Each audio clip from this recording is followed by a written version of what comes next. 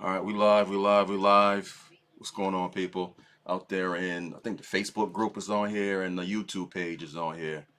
Um, I'm gonna give it a few more seconds, not even minutes, to start up. It's not gonna be too long.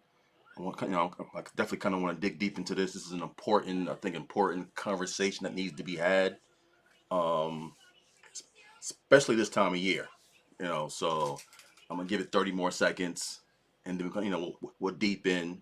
We'll jump in, I should say. And whoever doesn't get this part can always catch it on our YouTube page.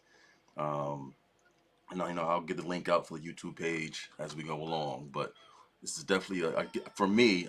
Folks don't. This was crazy because people, including myself, the first few years, I didn't want to hear about mindset and how mindset was more important um, than anything else in business. Well, really in life, but tonight it's about entrepreneurship, right? And how mindset. I don't mean like mindset to me is not always about hugging trees and walks in the water, stuff like that, right? It's a lot of stuff. Like I've tried all that stuff, which is crazy. I've tried hugging trees. I've tried going to the yoga, meditation, all that stuff, right? Reading, all that stuff works, right? I've tried it. Um, Hell, thank you for doing this. I can't see your name. I can't see you. So if you can, I'm gonna show it on here, but I can't see the name. But definitely you're out here. So for me, very important. I don't think if I can be a mindset coach, I would do that more than what I'm doing because I just believe that your mindset is the number one thing. I don't care if you're a nine to fiver, husband, wife, entrepreneur. If you're doing credit, if you're building, buildings, whatever you do, the mindset is number one. Again, my books, right? How I feel is how I do, right? And I've learned it took me years and decades to get to where I'm at now. And where I'm at now isn't even, there's a next level to me, a next level to me, right? But where I'm at now, it took a lot of years and meditation and it's like seeing people and figuring this whole thing out. Because like everybody else, his background's my son. He's sick, so you hear him. Don't mind him, right? But the mindset again took a lot of time. Again, I'm thinking I'm a man. I'll figure this stuff out. I'll figure life out. I'll figure how to get to the money. And we do that. But once you get it, do you keep it? How do you get it? Do you I mean how hard? I mean how hard do how do you feel once you have it? And how do you feel when you don't have it? All right. I've been on both sides of that. Right. Does it feel better having it? No, no question. But having it doesn't solve all those issues, all right, of up here, right? It might even make it worse because now you have so much stuff now that has to happen in life. Like just being broke is just like, okay, I know I'm broke. It is what it is. I got to get money to pay rent and eat. Where when you got corporations and employees and bills and you got to pay for it's a lot, right? So I definitely want to bring on somebody, Coach Jen. I've known her since college. Um, but she does this for a living. Like she walks people through like real life skills, a life coach, because her thing is life and business has to be some has to coincide somewhat. It can't be you just have no balance whatsoever, right? Some folks say they can, but again, what we see on internet and on TV is like the 1% of the 1%, right? I deal with the averages, right? The averages were not Bill Gates, right? The averages are not, Obamas and stuff. The average are just average people trying to take care of our family, right? And for me being a man, and I want to say black, but me being a man, a black man, entrepreneur, father, son, all that takes a toll. So I definitely want to bring on Coach Jen and go over mindset and how it relates to entrepreneurs and how we can overcome it, how we can deal with it, and all that good stuff. So if Coach Jen, if she's on, can you hear me, Coach Jen? I can hear you. There you go. So I'm gonna hop off. I'll be on, but I'm gonna hop off to give you the floor. While my nephew is co-hosting this evening. Welcome, everyone. Happy for you to be here.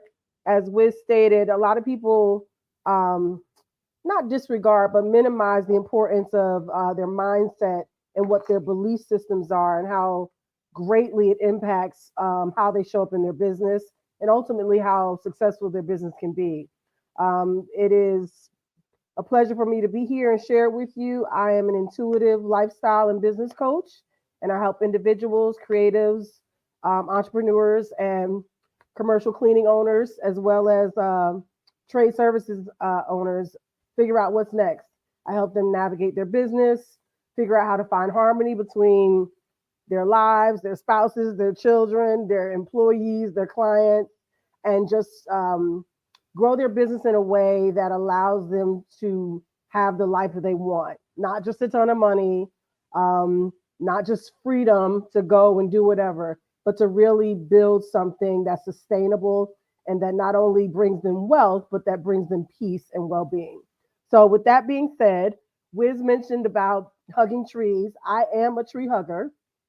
I hug trees every day, literally every day.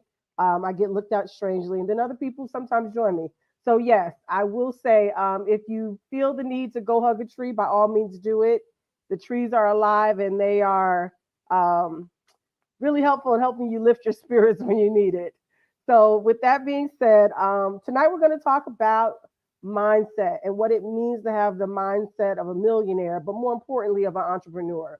And the truth be told, if you weren't pursuing starting your own business, this kind of thinking and learning is integral. I wish we taught it in schools, but we don't. So, you have the benefit of learning and getting information that many few don't have access to or don't realize that they need it. One of the things that's really interesting about this commercial cleaning space that I have found is that it afforded me an opportunity to think of business in a different way. I had had multiple small businesses of varying sizes. When I started my commercial cleaning company, it kind of happened by happenstance. I immediately called Wiz and Cornell, like, okay, I have this opportunity. What am I doing? I had cleaned before, I had run businesses before, but the two coming together was new for me, especially since my first contract was huge. It was like a contract that the average person, I would say, starting a business wouldn't get as their first client. I had a huge national, well, internationally known entertainment venue as a first client. It was a 7 night a week job, overnight. It was all the things you dream of, but also cry about because the idea of trying to manage it was so overwhelming. So I had the very practical tools. I knew how to set up the back end of the business. I knew how to take care of my staff. Because of Wiz and Cornell, I knew how to navigate, being a good vendor to the venue. But what I didn't really understand was commercial cleaning takes another thing. It takes another way of understanding how to do business. And it really forced me to look at myself differently because not only was I the business owner, I was working in the business. I was cleaning toilets, public toilets. And I had done that before, but not as the boss. So it was very different. I had to go through a series of what I like to call come to Jesuses about how I needed to show up, what that did and didn't mean, and what I wanted it to look like going forward. And so I really had to reevaluate this is my cleaning business, this is who I am, and this is what I wanted it to be. And the reality of it is because I didn't grasp that soon enough and didn't apply the information that I had already as a coach, my business ended up failing. My former partner was a family member, and we ended up dissolving that business for the very reasons I'm going to go over some of the things with you. We were not on the same page. Our vision, our why wasn't the same. And so, even though we had these fantastic contracts and we were making, I think, up at our highest, we were at $22,000 a month. It didn't mean anything. It meant nothing. We had money, we paid our employees, we were not getting along. It just was a mess. And the biggest reason that that was the case, because we had all of our other ducks in a row. The only thing was we were not in the same mindset of what we wanted to do, how we wanted to grow our business, and what needed to happen every day. So, with that being said, I don't know if you realize, but over 600,000 new businesses start up every year. That's a lot of businesses when you think about it. That's over 500,000 businesses um, that are initiated every single year here in the United States. But only about half of those survive after 5 years. And the reality of it is, by the 10-year mark, more than two-thirds have shut their doors or their website. So that's saying a lot. Business is hard. And I think everybody knows that. I don't know anyone who would honestly be like, business is easy. You can do it in your sleep. That's not the case. It is hard. But the good news is that as an entrepreneur, you picked a great industry to jump in. I don't know if you've had a business before, what other industry you may have worked in, but the commercial cleaning business is fantastic for one simple reason alone. It is growing exponentially faster than a lot of other industries, particularly here in the United States. But it's actually growing globally at a rate higher than ever before. As you'll see on the screen, more than 6.3, there's a 6.3 compound annual growth rate between 2023 and 2030. What does that mean? It means that from now, 2023, to the year 2030, the increase will be at minimum 6.3% every single year compounded. So if you think about compounded interest, like with your mortgage or your bank account, it's like that. So that 6.3 will compound itself and build on itself every year. So the minimum amount of growth is 6.3%. And ideally, the highest of that could be upwards of 7 times the 6.3. That's huge. And as a potential or current entrepreneur in this space, the skies are the limit. You really have an amazing opportunity to be in an industry that's going to allow you to flourish and live the lifestyle you want and make the money you want and be a part of the community in the way that you want to, but only if you're ready. And so my question to you tonight is, are you ready? Do you have what it takes? You can have all the capital, you can have investors, you can have all your back end systems set up, which I'm a psycho about. I'm huge on systems and having a framework and knowing your numbers. But ultimately, none of that means anything when it comes to any business, but particularly a successful cleaning company, if you're not ready and you don't have a clear understanding about your belief system of who you are and what what you want your business to be. The secret to learning how to build a huge business and have a sound entrepreneurial mindset requires 4 things. And it really is simple. This part is simple. It's necessary for you to have a great attitude. You have to have certain behaviors and thought patterns that allow you to navigate the many challenges that will come up.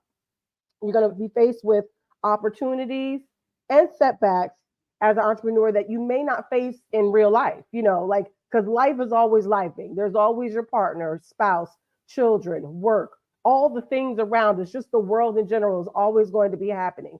But when you step into the entrepreneurship pool, you're inviting yourself to a wealth of blessings, but also a wealth of headache if you're not mentally prepared for it. The first thing that I think is of key importance is knowing and embracing your vision. Like everything else, you have to know what you want. There has to be some pie in the sky ideal that you're actively working towards in order for this to make sense. No one would have sleepless nights, potentially go into debt, become financially and socially responsible to a team of people that they have to pay every week without some idea of having a dream being met, right? This is not for the faint of heart. So the first thing you definitely want to do is make sure you know and embrace your vision. So if your vision is to be financially free, embrace it. Get specific about it. Know exactly what that means. Is that $100,000? Is it $100 million? Or is it somewhere in between? Know what that vision is. If the vision is for you to be able to have a business to turn over to your children, be clear about that. Make sure that they want that part of your vision. So make sure you know exactly what you want and what you want to do with it. And here's how you can go about doing it. As you start your cleaning business, you really, really want to have a blueprint. And I highly suggest, and we teach in our framework saying that you invest time and energy up front, making sure that you know what your business looks like currently, ideally, and then that space in the middle, kind of where we need to figure it out. It's important to understand exactly what it takes to move to the next level. You'll need to be in a position to assess problems, uh, consider what could possibly happen while still being grounded and operating in what's happening today and still being able to make it happen. Even if you don't want to get out of the bed that day, it's going to be up to you. So know what your vision is and be able to use that to propel you forward. Your vision is important not only for helping you grow and flourish in your business, but it's vital in this mindset piece in how you are able to attract people to come work with you, come be clients, and support you in your network. It allows you to have a process for change. It allows you to be in a position to course correct when things aren't working. And ultimately, it gives you the opportunity to get people to buy in and support you again when things get rough. So, absolutely make sure you have a fine tuned vision and always be working on it, always be changing it. As things grow, as say you make more money or, you get more opportunities, be flexible and open to adjusting your vision because that's going to keep you, in good shape. The number one way to do that to make sure your mission and vision are on point is to plan ahead. Like I said at the beginning of this topic, we highly recommend that you have a plan for your vision. Decide what you want your business to be. A lot of people, and I've seen this in many clients that I've worked with, and I even did it the first two businesses I had. I just had this wicked idea and I just took off running. I didn't have a plan. I didn't have a contingency plan. I didn't have an exit plan. I had nothing. I just knew that I had this idea and that I needed to implement it, and I did. Now, don't get me wrong. A lot of times, that's a good place to start from. It actually works. If that's the thing that's going to get you moving, by all means, jump out there, do it. However, do take the time and the effort to make sure that you understand what you want and why. So take the time to understand what the future looks like. You can plan out for several months, a year, 5, 10 years, and dream big. I'm a huge fan. My method I use is what I call reverse engineering. I plan out this huge out end result, what my outcome is, and then I start working backwards to figure out the steps and the processes that I need to meet those goals. So plan ahead, understand your vision, plan ahead, and then by all means, absolutely think about the goals and the to-do list and action steps you need to be taken to go ahead and move your vision forward. The second thing is think big. One of the classes that I teach in my personal program is Launch, Pivot, Grow. And the whole idea behind that is innovation. I often find that people become stagnant in their business development. What I mean by that is, as a commercial cleaning company, there are large companies that are doing billions in revenue, not millions, billions in revenue. And based on the numbers I talked about when we first started about the growth that's likely to happen over the next 7 years, they're going to be several billion more invested as far as revenue. Those companies like Jana King, Jana Pro, ABM, they're making crazy money. And you know why they're making crazy? Because they thought big initially. Every single one of those businesses started out with one or two people cleaning bathrooms and who realized that, hey, if I apply a little bit of more elbow grease, if I think very thoughtfully and I'm intentional about the moves that I make in my business, I can grow this thing. And sure enough, here you are. They are the leaders in the industry and they're making crazy money. Not because they've done anything special. I mean, a toilet is a toilet. At the end of the day, there's only a couple of ways that you can clean it efficiently, right? So they're not doing anything that is new necessarily in the space, but they are using innovation to move their processes forward. They're using innovation to train their staff. They're using innovation to create systems and processes and ways of doing business on the back end, the side that the average person doesn't see. That's allowing them to give priority customer service. that's allowing them to problem solve and be agile enough so that they continue to grow. And the more you grow, the more you have to think big. So innovation is huge, particularly in this space, because you don't have to make up anything new. You just have to get comfortable with the idea of what's your next and actually playing to that and creating that as the market evolves. The third thing you need to do is take risks. And I highly recommend, I like we're talking about commercial businesses here, commercial cleaning businesses rather. But I hope that some of you will apply this to your personal lives also, especially this third one, taking risk. I never used to be a risk taker, and in my personal life, professionally, I would. I worked in the event and fundraising industry, and to be quite truthful, every event is a risk. You never know what's going to happen. I've had cakes fall. I've had fights break out. I've had the stage collapse. I've had everything happen. So literally, from a work standpoint, there were weeks on end producing certain events that it just all felt like a risk. But because of that, I was very, very, um, uh, you know, uninclined to take risk in my personal life. I played everything safe. I did all the things you're supposed to do. I kept everything decent and in order. But what that did was when it was time for me to kind of shake it up a little bit in my personal life, I wasn't able to do that.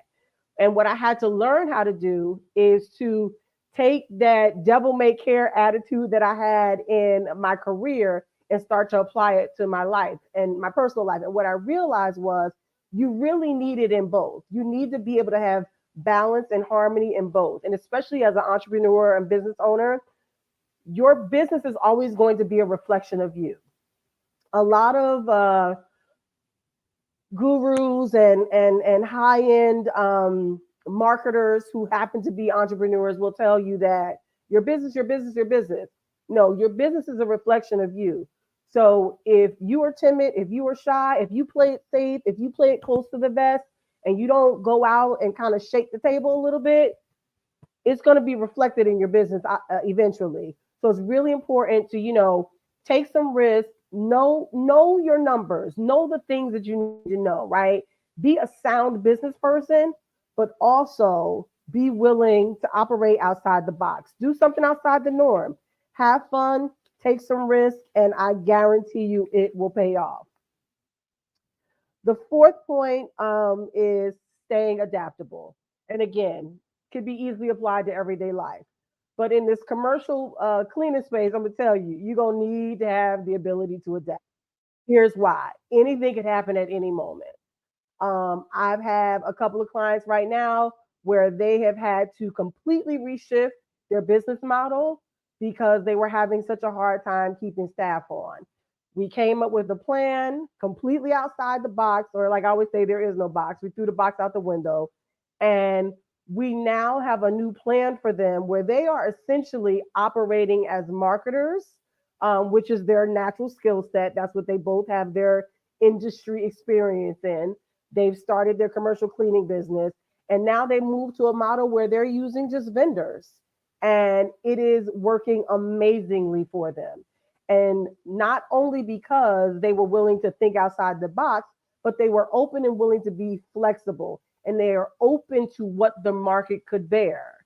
They had encountered numerous cleaning companies that were doing a good job. So basically, competitors, right? So, how do you one up your competitors? You make them your vendors.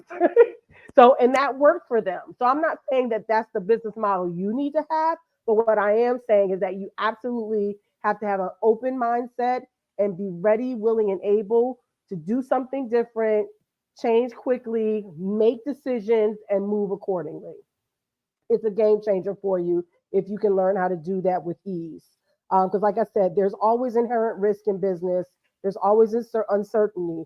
But if you can position yourself to be able to manage that internally well, there'll be nothing that can kind of like knock you off your feet. The second big picture item that I want you to be aware of as it comes to mindset in your business is identifying and overcoming limiting beliefs. Now, this one's a tough one. I usually teach this for about 2 sessions, but for the sake of your sanity and time, I'm just going to give you an overview. But I am going to be a little bit specific about why it's so important. And first and foremost, I'm not sure if any of you know what limiting beliefs are, um, but ultimately, it is the way that you see the world, right? It's how you envision what's happening around you, to you, and through you. So it's literally how you walk in the world. So if you're someone who's very shy, you may believe that you're not the right person to lead a company or be the face of your commercial cleaning business. If you think that wealthy people are obnoxious and snotty, that's going to have an impact on how you're able to make money. Because I don't know if you know, but whatever that energy is that you have, whatever that belief system is, and the energy tied to it, that's the energy you're sending out. So that's what's going to come back to you. And I think if any of you don't remember anything else tonight, that's the thing to remember. What you put out is what you get back. That's with yourself, your clients, your vendors, everything.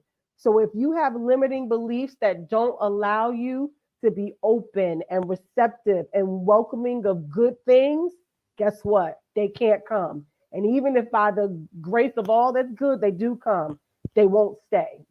So overcoming your limiting beliefs is really important. And the bottom line is this, like I said, if you don't remember anything else, if you want others to believe in you, you have to believe in yourself. And believe it or not, this is a struggle for a lot of people. Many of the individual clients I work with, this is their number one challenge. They're troubled with lack of confidence. They have insecurities. They just don't believe in themselves. And then they wonder why everything they do doesn't work, or it's just, it's just so challenging and so difficult. And the reason why is their belief system. They don't have the confidence and knowing in themselves of who they are and what they can do. And the truth of the matter is, it's something that never goes away. Even if you really get good at managing your belief system, it's always going to come up. There's always going to be something that makes you go, should I, would I, could I? And the reality of it is, it's okay. But what I want you to know as a commercial cleaning business owner is that in order for you to grow your business and have the type of lifestyle and business that you want, it's going to be important to have some conversations with yourself that you may not really be interested in having. And that whole thing is going to help you grow and be the best version of you so you can be the best owner, boss, vendor, client, partner, etc. So the first thing that you kind of have to deal with, and this is a big one. I don't know anyone I've ever talked to, even like crazy raging narcissists, have a fear of failure. They just don't admit it. So fear of failure is normal. I found out early on, if you're not failing, you're not living.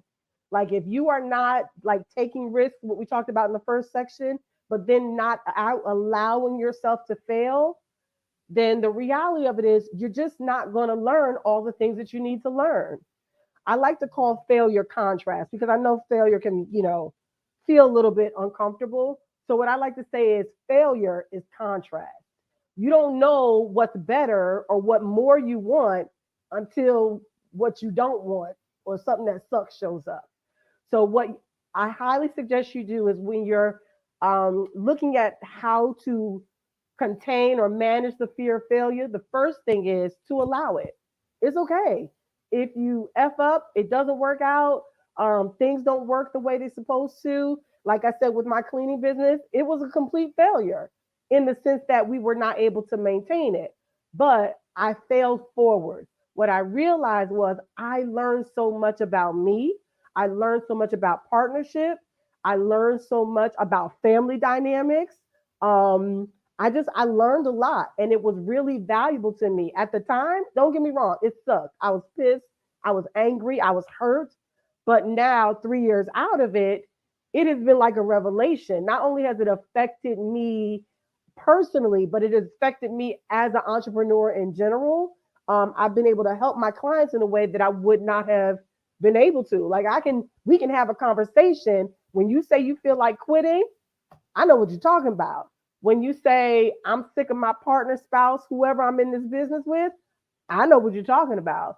When you say, I'm not going to renew this $13,000 a month contract because I can or we're not able to do X, I know exactly what you're talking about. So failure is a part of life. If you're not failing, I can assure you, you're really not living. Part two is imposter syndrome. Again, I have never spoken with, talked to, heard anyone at any level of business enterprise who has not suffered from imposter syndrome. True story. So I'm gonna be a little vulnerable here. When Wiz said he wanted to do this topic tonight, I went into panic mode. One, because we haven't done any team presentations. He's mainly been doing Q&As and doing quick little coaching sessions or whatever. So I've not been on camera in a group setting. I've been working with our individual clients, working with my individual clients. I'm, on my own, on camera with them, but not in this setting where like any and everybody could see me. I'm not that girl. I don't like being out front.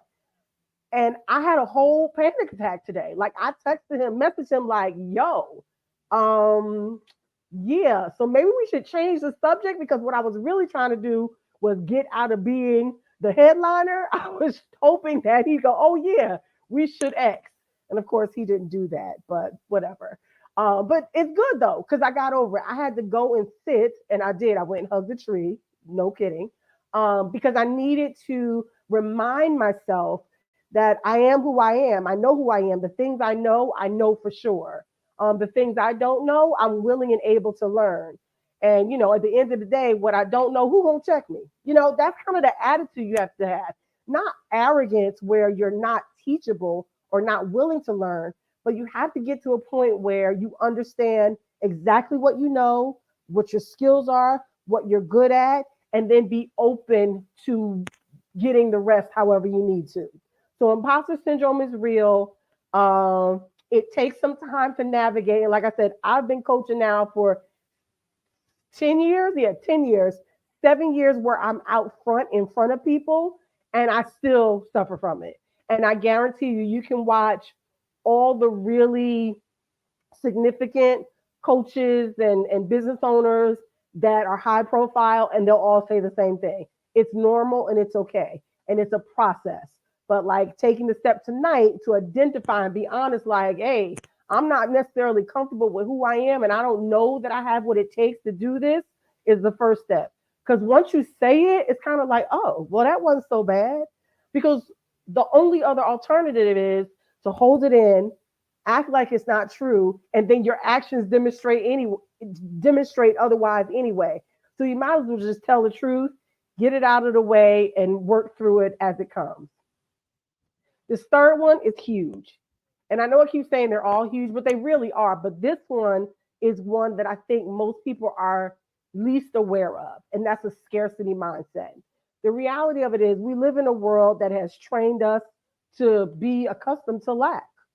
Most of us are used to having just enough.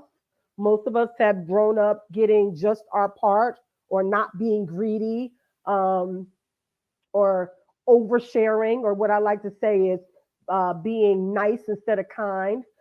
For me, niceness is the quickest pathway to scarcity mindset because you'll do something being nice because you're afraid of what the other person's response will be, versus being kind is doing it because you want to do it and you don't care what the other person's response is going to be. How many times have you loaned someone something or given someone something because you were concerned about what their response would be or if they gave you X back? Versus kindness would say, you know what, I appreciate you asking, but I'm not going to give you this because it's important to me and I don't want to share it. So the value of a scarcity mindset is so big, and we have intentionally, forgive me about as I put on my little tinfoil hat, but we've been intentionally kind of coerced into being afraid of not having enough. Like that's how the world actually cycles, not enough money, not enough food, not enough medicine, not enough access to resources. It's like the idea of not having enough is typically what drives people. You can stop 10 people on the street tomorrow. And if you ask them, why do you go to work? They're not going to say, because I love my job, because I like doing X, or I like, schlepping to work and commuting. They're going to say, because if I don't, I can't do this. And if I don't, I'm not going to have enough this. And because they said I have to. That is a scarcity mindset. And that if you work on only one, this is the one. Because if you can work on this, it'll start to impact and affect the other ones. So the reality of it is that as sooner as you can understand that there's a more than enough of everything for everyone. We are divine beings and we have every single thing we need inside of us, from the ability to heal, to the ability to create businesses, to the ability to procreate and everything else. We have everything we need. So having a scarcity mindset and being able to whittle away and erase that is huge, huge, and will make a significant difference that you'll see right away, in fact. Um, and what I usually recommend is I tell people, when at all possible, to do some shadow work. And basically, what shadow work is taking the opportunity to deal with your belief systems on a much deeper level. So definitely start here, work on these things. Like I said, at the end, we're going to give you 20 things that you can start doing right away. But as you do those things, if you find that you're ready to do a little bit more in depth, absolutely look into doing some shadow work so you can see how that will help you grow yourself and ultimately grow your business. And it really is a game changer. It's the difference between making regular money and crazy money. The third big bullet for cultivating a growth mindset is literally preparing for the growth, having a outlook that allows you to see the whole field. A lot of times we can get so tunnel vision that we don't realize that other things are happening that potentially could be benefiting us. It's one thing to go, I don't want to get distracted. I got to keep focused. But the reality of it is the challenges and the failures and the interruptions are all there to bless you. They're all there to move you forward. Again, I'll use the contrast example. How do you know you want to make $1 million if you've only been making $100,000? How would you know that? The only reason you would know that is because you would see somebody making $1 million and be like, oh, well, hell, I want to do that too. And what you're looking at is they might be smoking you from a competition standpoint. They may be taking all the clients. You all may be going to the same walkthroughs, bidding on the same jobs, and they're cleaning house and getting everything. Instead of feeling like, oh, I don't know what I'm doing. You have to have the mindset to understand I'm going to learn what they're doing because they're doing something right. So the goal is to not be so focused that you can't see what's happening around you. So you have to have an ability for growth, and to grow, you have to be open. You have to be accepting and allowing of things to happen. And the biggest thing that you can do to help that right away is to be a proactive problem solver. Now, um, I don't know if I'm sure they can jump in afterwards, but one of the things myself, Cornell, and Wiz talk about all the time is being proactive because it is a game changer. Sometimes you have to be reactive. It's just the nature of doing business, especially in this cleaning business. Things come up, people don't show up, supplies don't come, all kinds of things can happen that can either waylay or outright cancel what your next steps were supposed to be. But the more inclined you are to be proactive, meaning forward thinking, kind of, looking for smoke before there's fire, will allow you to be more abundant in what you're able to bring in and as far as helping you change your mindset about your business. Here's an example. In the event world, people would say, oh, you make everything so pretty and I had a great time and blah, blah, blah, blah, blah. My number one responsibility in my mind, if it was a fundraiser, was to raise X amount of money. But if it was a social engagement event, my number one job was to make sure that I put out any fires before they actually started. So I was always looking for smoke. Always. That was my mindset, was being a proactive problem solver in advance. And in order to do that, you got to have a plan. You got to have a blueprint, and you have to know what you're doing, which is what we talked about in the beginning with having a vision. Now, when you move forward and you're working that plan, now you have to be in a position to think forwardly. What could happen? Okay, I got 3 sites, 12 people. What do I do if one person from a team calls out? They're all working at the same time. I can't move person A from team one over to team two. It's not going to work. So, what would you do? Be thoughtful, get some standby people, be prepared to go work yourself, whatever that looks like. The bottom line is, in this mindset game, you have to remember that there's a solution for every problem. It may not seem ideal, it may not even be a solution that you want to actually put into play, but there's a solution for every problem. And so long as you're thinking ahead and you're being forward thinking, you'll have no problem navigating that as a business owner. The second thing you want to do to cultivate your growth mindset is one that I think is super personal and important, more so for you, right? It's understanding your why. Um, Wiz does a great talk on understanding your why. And what I love about his talk on that is he talks about his why and how he got to the place that he got to in order to get serious about the cleaning business. And it was because of his why. So I highly, highly, highly suggest that you figure out what your why is. Like your mission and vision are great, but they are extensions of your why. If your why is because you know you grew up a certain way, living, hand to foot, and your parents struggled, and you don't want that for your kids, that's your why. If your why is, you've been working in corporate America and you haven't had a vacation in 8 years, and you're going to start taking a 3 week vacation every single year, that's your why. Whatever your why is, fully develop it and embrace it, because that can be one of the things that will help you sustain yourself when shit goes south. And it's not a matter of if it will, it absolutely will.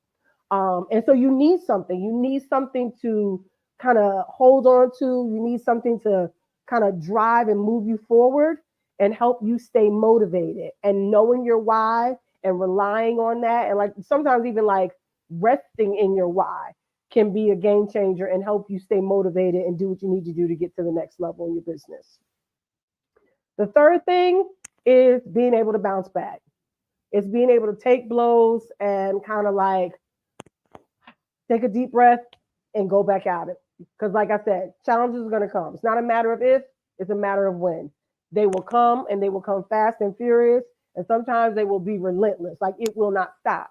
And so you need something, i.e., your why, but you also need strength of character. You need to have a belief system about yourself that you can bounce back, that you can manage it, that you can take the things that are being thrown at you and be able to navigate them and get through them. It's not easy. I would be duplicitous for me to sit here and say, oh, just suck it up. But also, oh, just suck it up. You've got to decide that no matter what comes, I'm going to do X. And if I don't know what X is, I'm going to get clear enough and I'm going to get still and be resourceful enough to at least not give up. Even if I don't know what my next step is, I'm still going to get up. And so that's what that being able to bounce back is. It literally is you being able to be resilient enough to say, I got this. I don't know what it is right now, but I got it and I'm going to use it to keep moving forward. So having bounce back is really, really a priority if you want to actually cultivate your ability to change your mindset. The fourth strategy is literally revenue growth. At the end of the day, the bottom line is the bottom line. If you are not able to build, grow, and sustain your business, you won't be able to build, grow, or sustain your business. So as you navigate through how to, expand your thinking, change your belief systems, and create a persona of yourself that is an entrepreneur, you're going to have to understand that the money matters. We can talk woo woo all day. I can coach you on, your belief systems and how you feel. But if you don't understand how to run business and how to work in your business and on your business, then you're going to have a problem. I don't care how woo woo, pie in the sky, and positive you are. If you're a flake when it comes to how your business needs to be run, you're going to have a problem. So this is important. I don't necessarily wouldn't say that one's more important than the other, but this is integral to the integrity of your business, right? You can have a great mindset, but I know people who have a really good mindset about, making money and how to show up and who they are in the business, but they really don't do a great job at creating continued revenue and growth because either they treat their clients poorly or they're not they don't have a caring or um, good spirit about how they treat their employees. So it's important because it can definitely impact how you do business. And I say all the time, your customers and your clients, they are your number one employees at the end of the day because they're going to be the difference between whether or not you grow. Case in point, your customers, if you give them top of the line service for the best value and you do it consistently, you keep them happy, they're going to work for you. They're literally going to work for you. They're going to hire you regularly. They're going to tell other people about you. And if in the service industry in particular, especially commercial cleaning, if you are in a space where you're working with property managers and leasing agents, if you make them look good, they will sing your name to the highest of heavens. They will fight to get you a little bit extra money. They will go out of their way to try to work with you. If you can make them look like a better version of themselves, they're going to always have your back. So always prioritize your customers. And I'm not one of these the customers always right type people because they're not. However, you always want to do the right thing by your customer. They're not always right, but still always do the right thing by them. Second, build great relationships. And again, I'll use the relationship between myself, Cornell, and Wiz. Now, granted, we've literally known each other since we were teenagers. We walked on the campus together in Charlotte, North Carolina, and carried on like fools. And here we are today. But had we not built those relationships and sustained them over the years, it's not like, we went to school together and then we moved to the same town and we were around each other every day again, like we were in school. That didn't happen at all. Um, I stayed in Charlotte, they moved back to Boston, but we still had each other's backs. When adulting started to happen and kids and spouses and all that, we still connected and supported each other in the best way that we could at the time or in the way that was necessary, right? So building relationships is a priority. Had we not done those things, we literally wouldn't be here today being able to help you. Like that's just a fact. It would not have happened. So, having relationships that you value and that help you be better, that push you to be better, are integral to growing your overall mental game and your mindset. Particularly because if you're with people who really have your back and they're about their business too, they're going to give you good advice and they're going to give you constructive criticism. And those two things alone can be a game changer in how you see yourself. And again, I say this being completely honest and vulnerable. Because I was so good at my job, I really had this mindset like, well, I can do anything. If I just do it, it'll be fine. Not realizing that when I started this business, it was different. My wedding business, that came natural to me. I was at six figures in like 4 months. It was easy. I worked as a stylist part time. That was just my little hustle fun money. It, I mean, I was on a national television show as a market stylist, the person who goes and finds all the clothes. Um, Within, I think, 3, 4 months of entering in the industry, I was doing assistant editorial styling stuff because that stuff was easy for me. It came naturally for me. But this cleaning business, let me tell you, like I said, I had cleaned before. My godmother had a commercial cleaning business, and I worked for her in high school, middle school. So I knew the system, the technique of cleaning. But what I didn't know was how to negotiate. What I didn't know was how to manage such a vast group of employees, like literally people from all walks of life. I had a young man who didn't have his GED. I had a woman who had a master's degree that she was working part time to pay off that master's degree. So it was like these range of people and personalities and experiences, and trying to manage all of them while actually also working in and on the business was a challenge. Had I not had the relationship with the guys, with some other friends that I had that were facilities managers, I wouldn't have been able to take in all that. I wouldn't have been able to read enough books to give me the information and advice that they gave me just on the phone. So build relationships, be collaborative, build relationships with people in the industry, and build relationships with people who have done other things, right? Because they're going to be able to give you a perspective and likely tell you about yourself in a way that you're not going to find out by someone who just wants to be your friend, right? You want to have relationships that have been sustained so you can hear the truth about you. The third thing, and I'm a lifelong learner. I love to learn, and continuing to learn is pretty much the only thing that's going to keep you alive on this planet at this point, especially with how technology is changing. So many things are moving so quickly and rapidly. You can't rest on your laurels and have this attitude, well, I didn't know, or no one told me.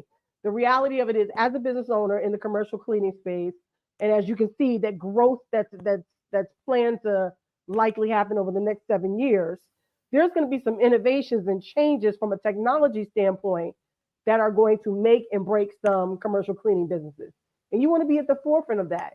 So one of the things we suggest to everybody is read business books, read books about entrepreneurship, read books about marketing, read personal development books, um, read books about anything that interests you, really. But you really want to cultivate this idea of being in receiving mode of good information. Because what that does from a mindset standpoint is it creates this flow of energy. As you're putting out, more is coming in. And so think about when there's flow, when you have like water and it's just running. It's soothing, it's peaceful. You don't wonder, oh, are the fish going to not have enough water? Um, is the dam going to do whatever? No, you just have this continued flow of water. And that is what can happen when you have a continued flow of learning. That flow of learning can easily turn into a continued flow of revenue. So you absolutely want to make sure you keep learning and learn as much as you can. I would go so far as to say there's nothing to not learn. Anything that sparks your interest, by all means, take the time, put the effort in to learn, so you can grow yourself mentally and be in a space to grow overall. Ultimately, being an entrepreneur gives you the opportunity to work when and where you want. I think most of us, that's kind of what we're chasing, right? We want this idea of freedom, we want this idea of wealth and harmony, but ultimately, what that looks like for you, what is of value to you, what shapes your dreams, is what's really going to determine what your business looks like. So again, regardless of how much money you make, what skills you learn, etc. If you're not in a place where you know what works for you, what's harmonious for you, what aligns with your big picture, it's not gonna matter. I know someone who is super, super intelligent. They're for sure one of the smartest people I know, and I know a lot of really smart people. They're talented. They got like 4 degrees, but they have the most piss poor way of thinking about everything. They're negative about everything. They don't like anything. It's always a yeah, but. So and I always say they come from a place of no. And I like this person a lot, but I've had to disassociate and move away from them, because that energy is such a suck. It's a time suck, it's an energy suck, and it's draining. So as an entrepreneur, you have to make sure that you are not operating in that way. And don't get me wrong, if that's a thing that you do, it may not be about every subject, But if you have that way of being about you when it comes to certain things, it can seem so trivial and so far removed from your commercial cleaning business. But I promise you, what you put out comes back. If you don't like a certain race of people, and I mean, we all know that everybody has stereotypes and their ways of being and thinking about that. But real talk, if you can't figure out how to navigate that and operate from a place of love or at minimum understanding, that negative energy that you put out about that thing will at some point show up in your business. It will show up and it will challenge you in a way that you're not prepared to deal with because you have a negative mindset or a block about it. So by all means, as you grow your business, grow yourself, do your work, focus on the things that will help you be the highest and best version of you. This mindset game is really, integral to your growth. I know multiple multimillionaires who are miserable. They have it all. They literally have it all. And they've had it all for years. These are not young people. These are older people who have corporations, who run significant businesses in significant industries. They give millions of dollars away a year and they're not happy. They got 5 homes, private planes. They're not happy. And if you ask them, what's the matter? It's always, oh, I'm sick, don't feel good, sick of the weather. It's all these little things that we kind of don't pay attention to. But the reality of it is their mindset is stuck in that of scarcity and lack, despite the number of commas in their bank account. So what I want to challenge you with today as we wrap up is I have this, we're gonna go through this real quick, but I also have it as a handout that you can take with you. I'm gonna go through this real quick. We'll do some Q&A. I think Cornell's gonna jump on and add some points, and I hope he shares for him what challenges he's had from a mindset perspective, and then we'll have a Q&A. So again, here's 20 things you can do right now to shift your mindset. They're all super easy. Um, I think we're gonna put this in the chat. Yeah, I think we're gonna put it in the chat. And of course, at the end, if you want a copy of it, you can DM myself, Cornell, or Wiz, and we'll make sure we send it to you. But I'm just going to go over the key areas. You want to cultivate creativity. You want to develop tenacity. You want to have vision. You want to practice adaptability. You want to maintain positivity. You want to be mindful, and you want to invest in you. If you can take these 20 bullets and start working on them now, I assure you, you will start seeing a difference immediately. And when I say immediately, I truly, truly mean immediately. So thank you for your time. And I guess we'll do Q&A and the guys will jump in. Thank you. We can't hear you, Wiz. There you go. My fault. My fault. Yeah, I don't want to hold you guys too long. It's 9 o'clock. That was great. Like I said, I probably have gotten more in depth with how important mindset is. Probably dealing with Jen in the last year or so because I was all about the business and hustle and the next move and waking up early and this, not, team no sleep and get it done. And she kind of brought it where you can get all that stuff done, but you don't have to kill yourself doing it. Like you can get all the things you got to do done, but got to be a consistent plan that you map out. Because again, I wasn't a map out person. I was just go and do it, right? Realizing that if you map it out, you get the same stuff done, if not more done.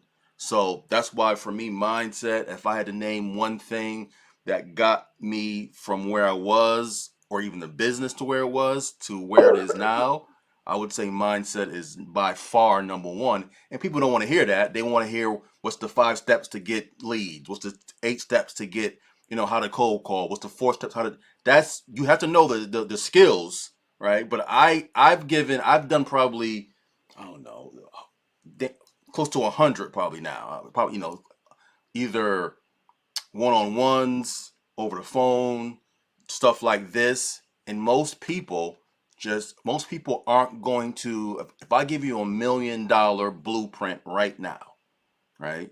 And I'm sure we have for the blueprint, at least six figures blueprint right now. Most people aren't just going to follow it because life, right? Life is built for you not to succeed. I've realized that as it is. If you watch the news, your environment, your bringing your trauma, the people you hang around, the TV you watch, all that stuff, the food you eat, right? It's just not meant for us to live at a a higher a higher level or a higher scale, whatever you want to call it, right? It's just not. So you have to kind of like live outside of the norm of what most people folks are doing, right? Most people eat bad, you got to eat good. And trust me, eating, folks think it's not part of the mindset. Oh my God, it is. Uh, I'm off and on now. Didn't do meat for a minute. Stopped on sugar. The energy. Well, getting through that is hard. Getting through the suck is hard. Once you get through that suck part, it changes, right? Getting rid of some friends, getting rid of some family, reading what goes in my mind. I used to be a CNN fanatic. I haven't watched news in some years now. Like I watch like online news that is like that I can control basically. All right, basically. So again, I went to a conference. One thing I want to say before we get to, I went to a conference a couple weeks ago. I think 19 Keys was there, right? And I never, again, I know he was. I've watched a couple of his videos, but never really got deep, like into what he was saying. I just know he talked some good stuff. And that whole, what was it? It was an 8-10 hour conference. And I go to conferences, and for me, if I can meet one person and pick out and get one thing from the conference, I'm good, right? And out of the 10-hour conference, the one thing I got that I took home that even to this day, I have it like I typed out on my like little wall thing, right? Little sticky thing is he said that most people don't. Most you like there's a next level version of us, right? There's probably a few versions of us that we haven't tapped into yet, right? Most people, the version you are now, the person you are, most people won't pass that version, right? Most people won't pass if you're whatever, if you're living check to check, if you are, I don't know, negative, whatever it may be, most people won't surpass the version they are now. Unless obviously if you're a kid in your teens and 20s, that's different. So folks who are adults now with families and whatever, they won't pass the person they are now. And he says what made me think is we're on here now. Folks are going to be on here. Some folks left, some folks are still here. We all want to be 6-7 figure earners, right? Some six, some seven, hopefully some even 5 figures, wherever you want to be. But like Jen said, if you never made that kind of money, if you never did the thing that it took you to get to that level, that's the next version, right? And it sounds like we think it's the learning how to mop this floor correctly, which is part of it. Like you can pay somebody for that. You can't really pay somebody to get you to a better. I guess you can, psychologists, but you have to take control of that. Like I can't go out and hire somebody to become me, right? I'm the only like Kendall there is, right? So for me, I know like it made me sleep. It made me not sleep for days because I know, and I'm excited because 2024 is coming, and I'm wondering what is the next version for me, right? What that looked like? What like if you wanted to be I don't know, if you want to make $250,000 a year, if you want to make 5 million a year, what does a person that makes 2 million a year that has a family has I don't know 20-30 employees? What does he do? How does he think? What food does he eat? How early does he get up? Right? What does he watch? What books does he read? Right? And again, I've talked to some millionaires in the last few years, and I've taken tips from them that works for me. Like for me, reading is big. I probably do a book and a half a month. A book half meaning that I probably read a book, half a book, and then I do like an audio a version of a book too. 'Cause I drive a lot, right? The book I'm reading now, which is crazy. I got it from that conference. It's called The Power of Positive Thinking. Can folks see this? Probably not, right? Probably can't see that. I don't know why you can't see that. Oh, there we go. All right. The Power of Positive Thinking, right? It's by Norman Vincent Peale, right? Is it deep? Yes. Is it like stuff that we already know and heard before? Probably so. He just packages it in a bottle that makes it just seem like, oh my god, it's so obvious about just how we think. And if I'm telling you, like, these are the things that will grow you much better than if Jen got on here tonight and said these are the 10 steps to get 4 more leads, or to get to get 3 leads. All right, that's gonna come. You can get that YouTube. You can Jen's gonna we'll do a training this week on that too, right? But the mindset, I'm telling you, it's the number one thing that got me from where I was, and where I was it wasn't pretty. Like, it was a norm. It wasn't pretty. It was working, having a daughter at a young age, 2 BS jobs, never really finished anything. Whatever. Just not in a good place up here. This wasn't in a good place. It just wasn't in a good place, right? And it took some growth, it took some age, took some time to get to where I'm at now.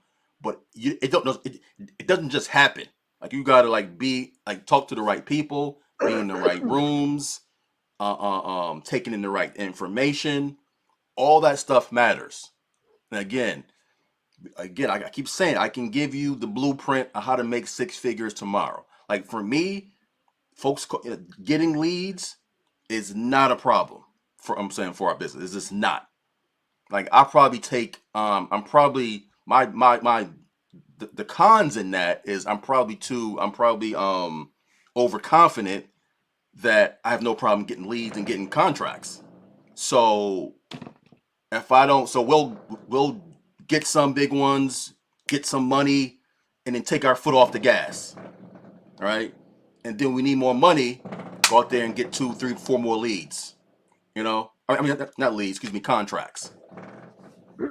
So when I say getting contracts this is not me overhyping it. It's just not. That's not. I don't lose sleep about that. I just don't. I lose sleep about the mental aspect of this business, not the contracts and knowing how to bid. And I get it. Some folks are new, so it takes time. So my first few years, I lost sleep about my sleep loss was about contracts and paying employees and stuff. Right now, it's about the mental aspect of business. All I right, just of want building to this business. real quick make a correlation so people realize. Like, so what Wiz was saying about we can teach you how to get a dozen leads, right? Here's where the mindset thing comes into play.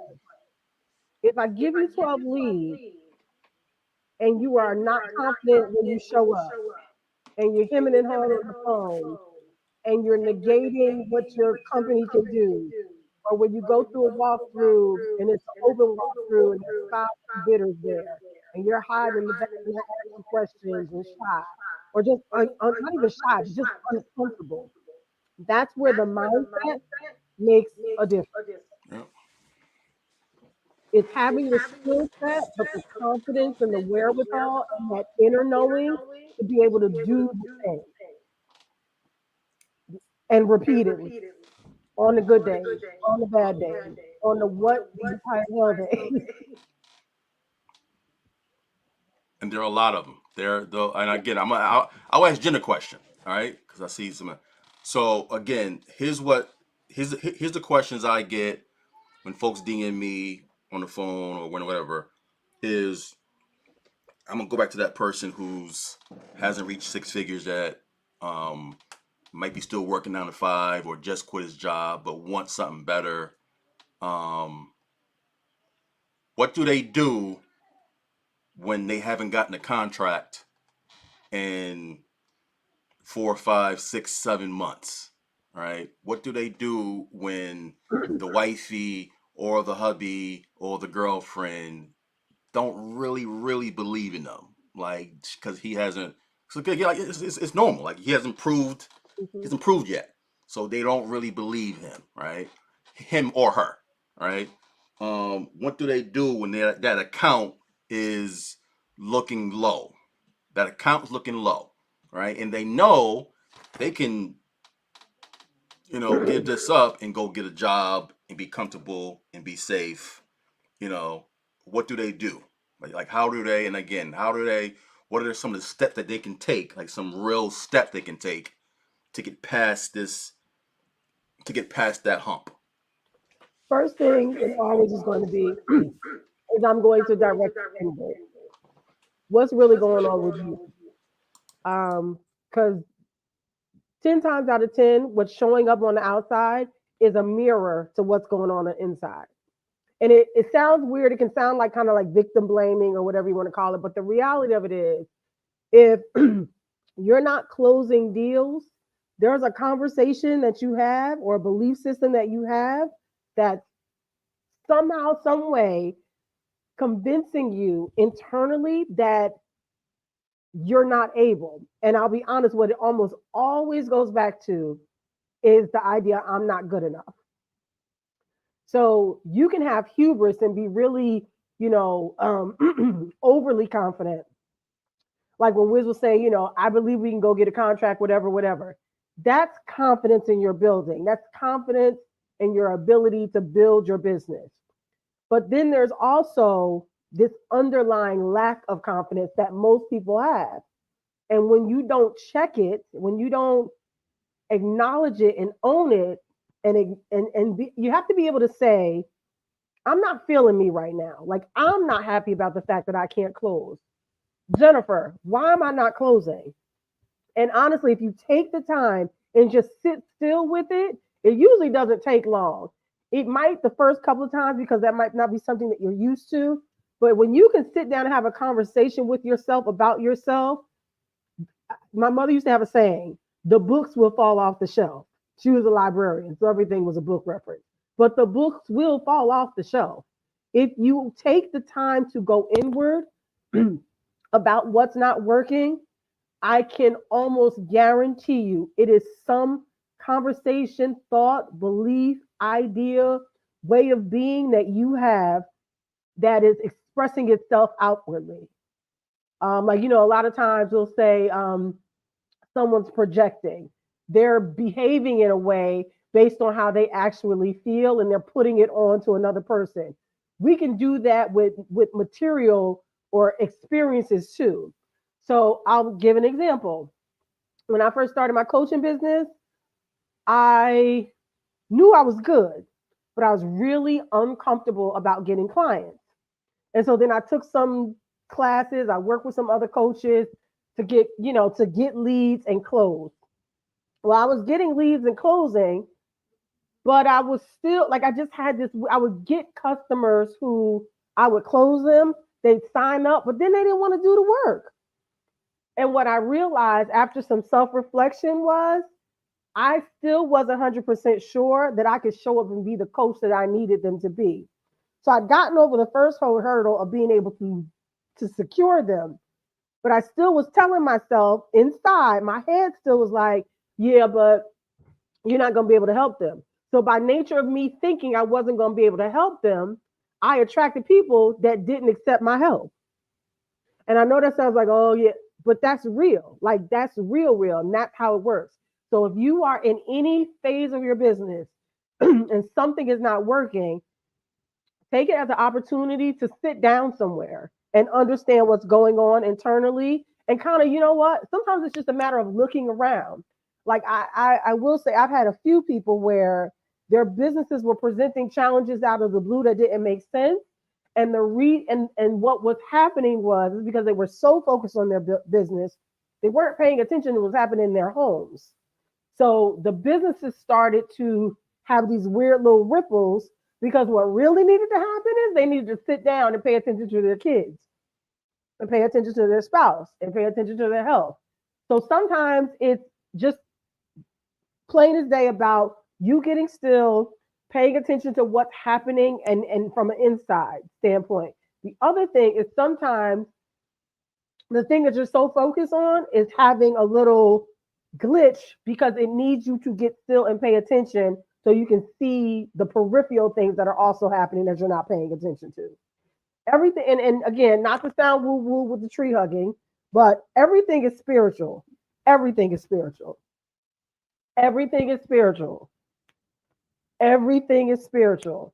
So whenever anything comes up that doesn't feel right, sit right, whatever it is, always go internal and start with you.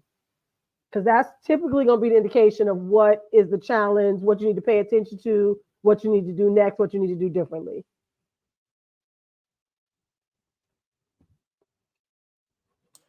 I'm on mute. My fault. I'm on mute myself. Okay. So that, I mean, 100%. Like that's, and again, our first thought is has to be somebody else because I was like that forever. The hardest thing is to be self to point the finger at you. That's the hardest thing in the world. Like you know you're wrong, you still try to you'll blame somebody wrong. Right? If you're not doing if the business is not doing what you're doing, there's some part of a business that you haven't figured out yet. And it could be mindset, it could be the skills of Mhm. getting leads, the skills of email marketing, the skills of communication door to door, the skills of networking. All that plays a part of this, but it's the mindset. Why haven't you? If you know those are the skills that you have to have for this business, the reason why you have not gotten those skills down pat, or at least one of the skills. If you just master one of those skills, you can go far in this business. You know what I'm saying? It's just crazy, right? So again, it's 9:20. I'll do one more question. 'Cause again, these are questions that I get or I've gotten in the past as far as mindset, right? When um I was the main thing, confidence. When most people that I've talked to in this business, when they come in, they don't have years or like a big entrepreneur. You know, they don't have an MBA. They don't have like a, um, a lot of experience in business. This might for some of them this is their first business, right? So they don't have the confidence to say or to think I'm an entrepreneur, right? So they're doing the business as themselves running a business, not as a business person running the business. So to get so the question is, so a person who has little to no business experience, how do they still get that confidence to walk into a building, look somebody in the eye, and get that contract? Because what I'm seeing is because usually the size of their belief is the size they go after for deals. Yep. They go after the so if your belief is real small, you'll go after the real twice a month cleaning thing that you can't find anybody to clean and whatever. So how do you build that confidence to for that to walk into a to a building whatever it may be and get those I don't want to say major contracts, but the ones that will really change their business and change their life. Number one is back to us. Everything's spiritual, and some things we just need help with. We just need help. And when it comes to confidence or lack thereof, I encourage everyone. I really think everyone should do this anyway. Is to work with a confidence coach. Um, it's a game changer. I've had a confidence coach. Hope this next iteration of where I want to go, I don't need a confidence coach again. Help me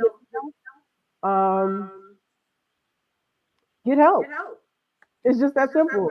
Get help. It doesn't have to cost a fortune. You can absolutely read some books. There's some great online classes, courses, that kind of thing that are self-directed that you can take. But ultimately, you want to work with someone who sees you without the burden of your history, your trauma, your family, your shit, right? You want to work with someone who can just call a spade a spade. You know, like when I worked at as a stylist, that's what moved me into this health, first health grieving and coaching because I'd be telling a woman to put on the dress and she'd be laying on the floor crying. And I'd be like, okay, this is clearly not about this dress. Because it's just a dress. But the thing is, for me, it was just a dress as an outsider looking in, and I'm trying to help her look more confident. But her confidence wasn't, the confidence had to do with how she saw herself, but not just how she presented herself, but who she believed she was. So you see how, like I said, everything is spiritual. It's like it's cyclical. It's a cycle. Who you see yourself as, how you see yourself as, who you believe you are, they all kind of like feed into each other. So being able to build your confidence is not something that you should take lightly, and I honestly don't believe it's something you should take on by yourself.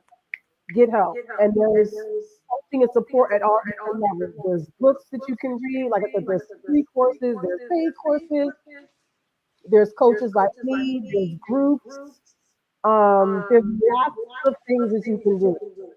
But I would say if your primary effort is to get confidence so you can grow your business exponentially, invest in a coach.